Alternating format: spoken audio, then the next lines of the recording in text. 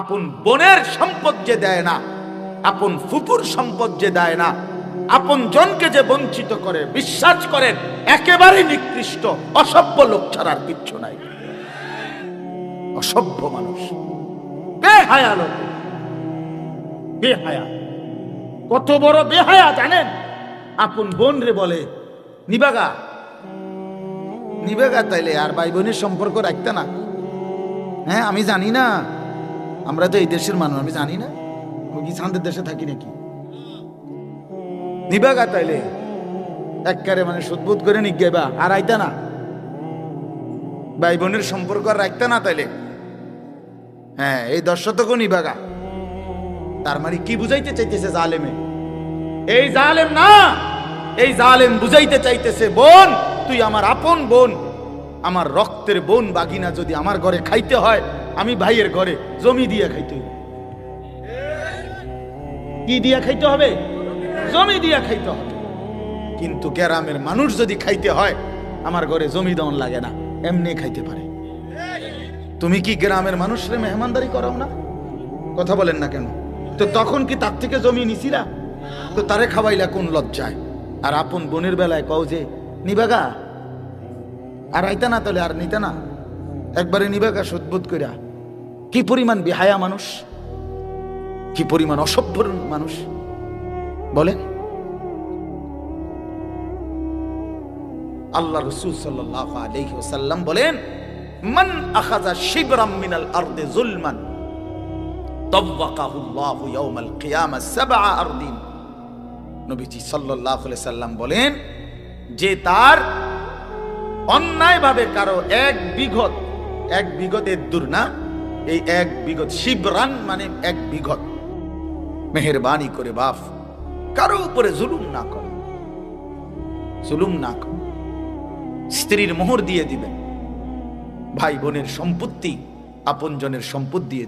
আল্লাহ তাআলা কোরআনুল কারীমের মধ্যে বলছেন, আপনারা সবাই জানেন মা বাবার খেদমতের কথা কোরআন শরীফে খুব গুরুত্বের সাথে আছে কিনা বলেন, সবাই বলেন। যেখানেই মা বাবার গুরুত্বের কথা আছে, বিশ্বাস করেন এরপরেই মা বাবার প্রতি উত্তম আচরণের পরে দ্বিতীয় নম্বরে একজন ব্যক্তি উত্তম ব্যবহার করবে কার সাথে? কোরআনে বলছে দ্বিতীয় নম্বরেই ওয়াবিজিল কুরবা, নিকটতম আত্মীয় স্বজন, নিকটতম আত্মীয় স্বজন। সব জায়গায় আছে, সব জায়গায় আছে। চাচা কি নিকটতম আত্মীয় না? কথা বলেন। ভাই কি নিকটতম আত্মীয় না?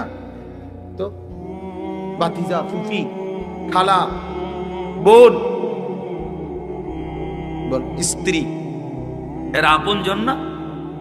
এই জন্য এটা কোনোভাবেই না করে, কোনোভাবেই না। দুনিয়ার এই সামান্য সম্পদ 1 শতক 2 শতক 1 বিঘত একটু রাস্তার জায়গা, আরে মিয়া দুনিয়া ছেড়ে দিলে লস নাই, কিচ্ছু না। দুনিয়া এমনি ছেড়ে দিতে হবে, দুনিয়া এমনি ছেড়ে দিতে হবে মিয়া, কিত্তেন দুনিয়া এমনি ছেড়ে দেওয়ার বিষয়। দুনিয়া নিজেই থাকবে না, সে আপনারও তো থাকতে দিবে না। একদিন আমিও থাকবো না, একদিন গোটা সৃষ্টি জগতও থাকবে না। ইদা রাজ্জাতিল আরদু রাজ্জা, আল্লাহ তাআলা বলছেন এই মাটি রেজা রেজা পাউডার পাউডার হয়ে যাবে। ওয়া তাকুনুল জিবালু কালইহনিল মানফুশ, তুলা ধুনাইলে, লেফ তোষক বানাইবার আগে তুলারে যে ধুনায় মেশিনে বা লাঠি দিয়া বাইরাইয়া, এরকম ধুনানো তুলা যেভাবে ওড়ে, আল্লাহ তাআলা কোরআনে বলছে ইসরাফিল ফু দিলে সমস্ত পাহাড়গুলো এভাবে ধুনানো তুলার মতো উঠতে থাকে। কি ফায়দা ভাইয়া? জমিন তো আপনিও রাখবেন না, আপনার সন্তানও রাখতে পারবে না। কেন নিজের আখিরাত বরবাদ করে সন্তানের জন্য দিয়ে গেলেন? কেন দিয়ে গেলেন? ও আপনারা মনে রাখবে? মোটেও মনে রাখবে, মোটেও মনে রাখবে না। এজন্য আমি কথার প্রসঙ্গে অনুরোধ করলাম, সম্পদ 1 জাররা হক নষ্ট করেন, আপন জনের সম্পদ দিয়ে দিবেন। বলেন ইনশাআল্লাহ। আমি বুক ফুলাইয়া বললাম ইনশাআল্লাহ। আমি আপনাদের এলাকার মানুষ, আমার বোন,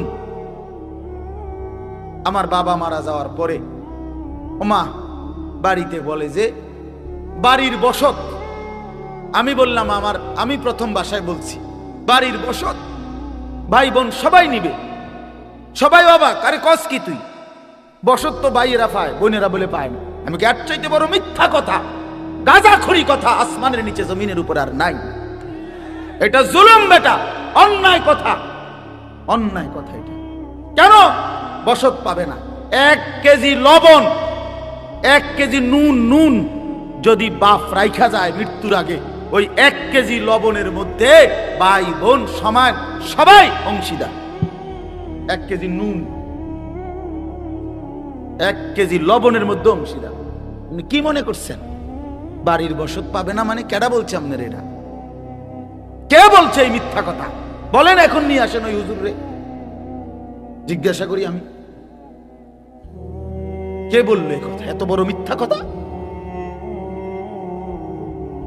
আপনি বলেন হুজুর অনেক কথা নতুন করে লাগবো ফ্যাস। কি ফ্যাস লাগবো? আপনি অন ফ্যাস লাগলে তো ভালো, আখেরাতে যে আপনারা টাঙ্গাইয়া ফিটবো। কথা বলেন না কেন? কবরে যে আপনারা টাঙ্গাইয়া ফিটবো তখন তো আরো বড় ফ্যাস। তখন তো আপনি আবার বলবেন হুজুররা তো আমার দুনিয়া করে ভালো আছিল, ঠিক কিনা বলে? তো আমি চেষ্টা করতাম।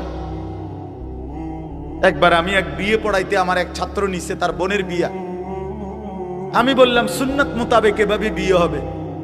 একবারে টাই টুই স্যুট পরা, একবার বলতেছে আমারে হুজুর ছেলের পক্ষে নতুন করে আপনি আবার এই নিয়ম বললে হ্যাঁ ফিতনা হবে, মানে আগে সমাজের যে কুপ্রথার যে নিয়ম ওইভাবে চলুক। তাই বললাম যেহেতু আমি এভাবে ছাড়া জানি না, কোরআন সুন্নাহ মতে যেভাবে বিয়ে পড়া আমি এটাই জানি, ওই আপনি যেটা বুঝাইতে চাই আমি এটা জানি না, কষ্ট করে বিষয়টা আপনি পড়ান। আমি ভাত খাইতে আইছি, ভাত খাই। আমি যেটা জানি না আমি করতে শিখতাম, আপনারটা তো আমি জানি না। কথা বলছেন না? আপনারটা আপনি জানেন তো আপনি পড়া।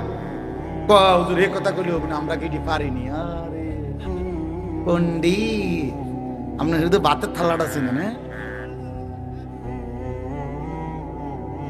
আপনি শুধু ভাতের থালাটা চিনেন।